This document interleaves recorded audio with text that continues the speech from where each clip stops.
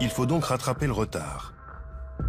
La CIA obtient ses crédits et lance les projets Artichoke, Bluebird. Puis en avril 1953, MK Ultra. À la tête du programme, Sidney Gottlieb. C'est l'homme de la situation. Il est psychiatre, mais aussi spécialiste des armes chimiques. On le surnommera le sorcier noir. Du début des années 1950 jusqu'au début des années 1970, le gouvernement fédéral, à travers l'armée de terre, de l'air, de la marine et de la CIA, a réalisé toute une batterie d'expérimentations. Ça impliquait de donner du LSD à des citoyens qui ne savaient pas qu'ils en prenaient, mettre des gens dans des chambres capitonnées sans aucun repère, des expériences sur l'hypnose, les irradiations, les armes biologiques et chimiques. La machine à broyer est en marche. La CIA et l'armée sont tellement aveuglées par leur objectif qu'elles iront jusqu'à propulser des bactéries cachées dans des ampoules électriques au cœur de New York, dans le métro, en 1966. On veut calculer la vitesse de propagation en cas de guerre virale. Ici encore, il ne s'agit pas de fiction. Les documents sur cette expérience ont été déclassifiés. Ces mêmes documents révèlent aussi que la CIA cherchait à fabriquer des espions programmables à distance. Dans les documents de la CIA, on retrouve toutes ces expérimentations qui visent à créer ces super espions. Ça consiste à créer une nouvelle personnalité sur un cobaye et de lui donner une mission comme tuer quelqu'un, voler des documents ou infiltrer des réseaux. Et quand la mission est terminée, on le reprogramme et le sujet ne se souvient plus de rien. L'agence américaine s'intéresse particulièrement au LSD. Dans les années 50, cette drogue n'est pas illégale. La CIA recrute d'ailleurs des volontaires prêts à se faire des tripes aux frais des services secrets. Certains vont défrayer la chronique, comme Ken Kesey. C'est un auteur à succès qui pense que les drogues permettent de stimuler la créativité. Il teste donc le LSD, dans le cadre d'expérimentations officielles. Il sortira de cette expérience en état second. Pour la petite histoire, il se met alors à la rédaction d'un best-seller qui deviendra un film culte. Vol au-dessus d'un nid de coucou.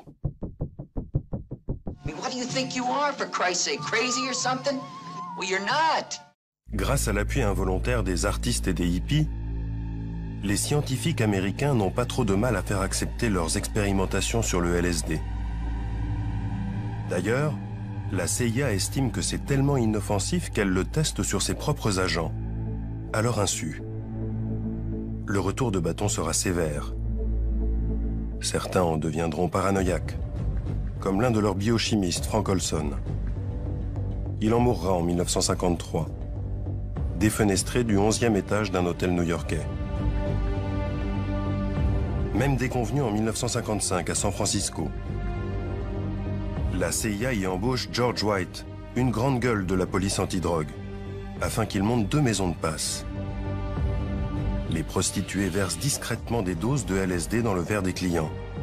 Derrière une vitre sans teint, la CIA observe leurs réactions. Certains paniquent, deviennent fous.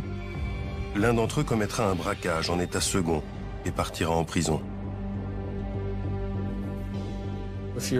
Si vous prenez ça de façon volontaire, que vous vous dites que ça va être agréable et que vous êtes entouré, ça se passe plutôt bien. Mais si vous êtes incarcéré dans une prison ou en interrogatoire et que vous commencez à halluciner sans savoir que vous êtes sous LSD, vous avez de grandes chances de faire un mauvais trip. Les bad trips, les scientifiques vont tenter de montrer qu'ils n'ont rien de dramatique.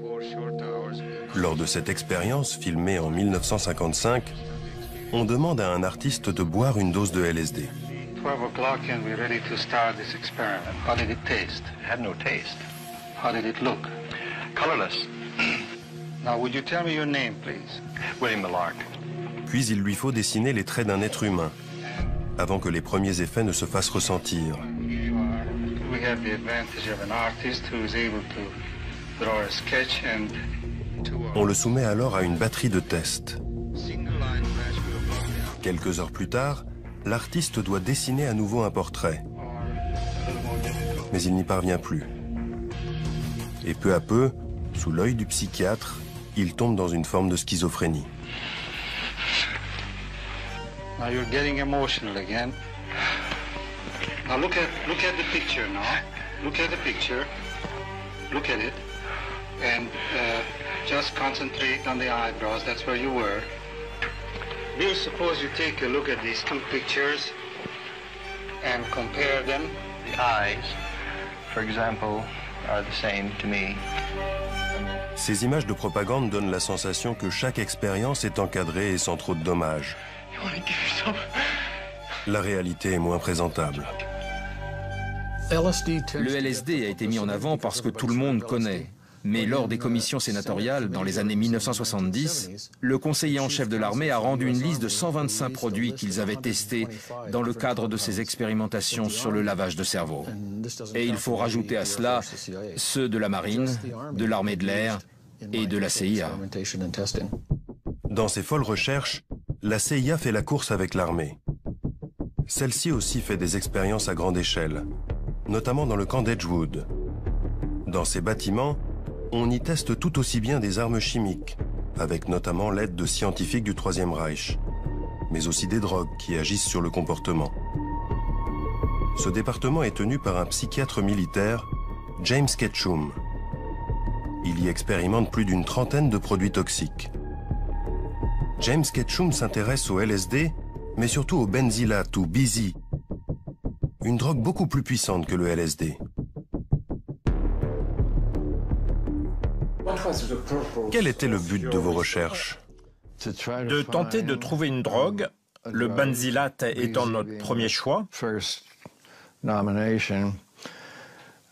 qui pourrait être utilisé en temps de guerre afin de mettre hors d'état de nuire l'ennemi pendant un temps donné. Ça a d'ailleurs été réalisé et des petites bombes ont été créées à une époque. Elles étaient remplies de benzylate et pouvaient exploser sur un terrain de conflit. Ce n'était pas une arme de destruction massive.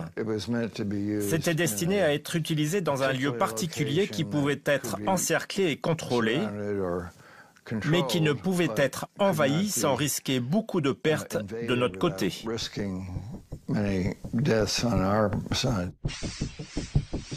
Pour ces expériences, James Ketchum puise dans les troupes. Pas moins de 7000 soldats serviront de cobayes pour les laboratoires d'Edgewood. James Ketchum dit qu'ils étaient tous volontaires. Mais plusieurs dizaines d'entre eux sont aujourd'hui encore en procès contre l'armée en raison d'effets secondaires qu'ils attribuent à ces drogues. Mis en examen, le psychiatre militaire s'étonne de ces accusations. Mais non, ce n'était pas de la torture. Ça ne pouvait pas l'être. On les gardait dans des salles capitonnées avec des infirmières et du personnel. Et nous, les docteurs, on vérifiait comment ils allaient et les effets qu'ils ressentaient. Les volontaires étaient très contents d'être là. D'ailleurs, on n'en prenait qu'un sur 3 ou 4 parmi tous ceux qui se présentaient. Et tout cela a duré 20 ans.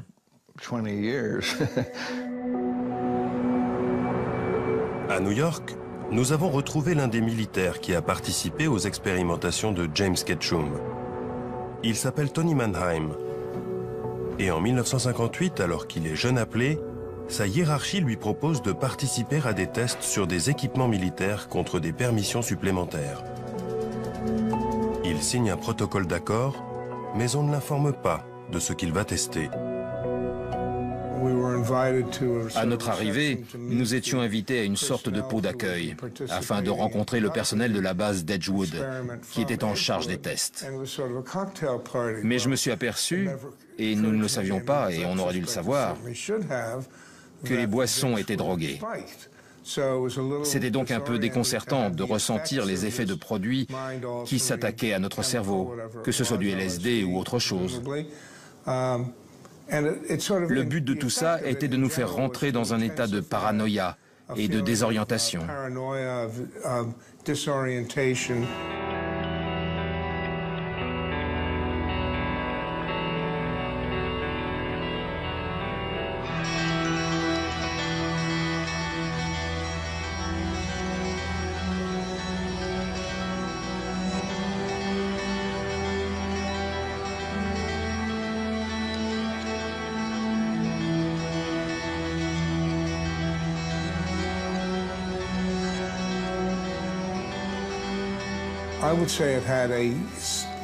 Je dirais que ça a eu des effets significatifs, durement ressentis et de façon négative pendant une durée considérable après l'arrêt de l'expérimentation.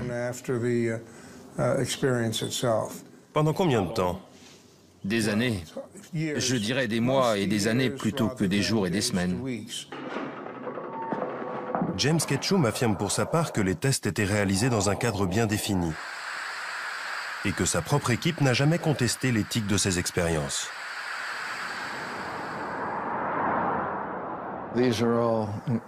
Ils étaient tous éduqués dans les meilleures universités comme celle de Yale, Columbia, Stanford et bien d'autres. Ils préféraient faire de la recherche pendant leurs 2 ans de service. Ils se retrouvaient donc en poste à l'arsenal d'Edgewood et dans tout ce qu'on a pu faire, sauf une fois, ils étaient tous d'accord pour faire les mêmes expérimentations que celles que je faisais et que je leur demandais de faire. James Ketchum se protège en invoquant le soutien de ses pairs. C'est plus inquiétant que rassurant.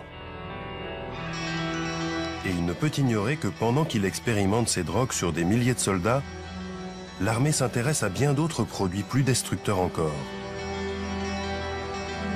Des produits qu'elle hésite à tester sur ses propres troupes. Et ces substances sont tellement puissantes qu'on ne peut les employer que dans un lieu discret, clos et protégé. Cette forteresse, ce sera les prisons. C'est Allen Hornblum qui va dénoncer le système. À l'époque, il travaille à la pénitentiaire et prend un poste à la prison de Holmesburg, en Pennsylvanie. Je suis entré dans la prison de Holmesburg et j'ai été frappé de voir des dizaines de détenus torse nu, le corps couvert de bandages et de pansements. Et je n'arrivais pas à croire que j'allais travailler dans un milieu d'une telle violence. Tous les prisonniers semblaient s'être battus au couteau lors d'une émeute, comme s'il y avait eu une guerre entre gangs. Et le lendemain, de retour au centre de détention, j'ai demandé aux autres gardiens ce qui s'était passé et si cette prison était vraiment dangereuse. Ils se sont moqués de moi et on m'a répondu « Monsieur Hornblum, ce n'est pas une guerre de gangs, ce sont des tests de parfum pour le compte de l'Université de Pennsylvanie. »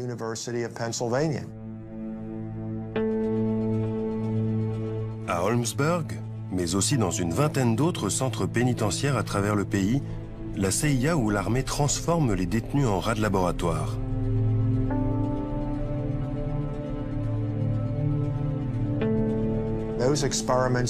Ces expérimentations allaient de produits sans danger, comme tester du chocolat pour voir s'il fait pousser des pustules, jusqu'à des produits extrêmement dangereux, fournis avec l'accord des médecins. Les détenus étaient injectés sans le savoir avec des substances irradiées, soumis à des expérimentations pour les produits chimiques de l'entreprise Dell, et c'est le seul endroit au monde que je connaisse où des humains ont été enduits de dioxine sur la figure et sur le dos. De 1963 jusqu'au début des années 70, l'armée testait une multitude d'armes chimiques de guerre. La prison d'Holmesburg, de 1951 à 1974, a été sans doute le plus grand laboratoire d'expérimentation humaine en Amérique. Les 1400 détenus de la prison sont des proies dociles. Ils sont pauvres, peu éduqués. Pour $1 par jour, ils sont prêts à n'importe quoi. C'est ce que sera payé Youssef pour participer à 3 séries d'expérimentation. Incarcéré en 1961 pour vente de marijuana, il pense tester des produits inoffensifs. Il y avait 2 sortes de tests pour produits minceurs. L'un consistait à boire une sorte de milkshake. Il fallait aller aux toilettes et prendre du lait tous les jours, avec des œufs, le tout avec 6 pilules. Et ça 3 fois par jour. Dès la première prise, j'ai senti que j'explosais sous l'effet de gaz qui remontait. Et quand je suis allé aux toilettes, mon rectum s'est retourné comme une poche.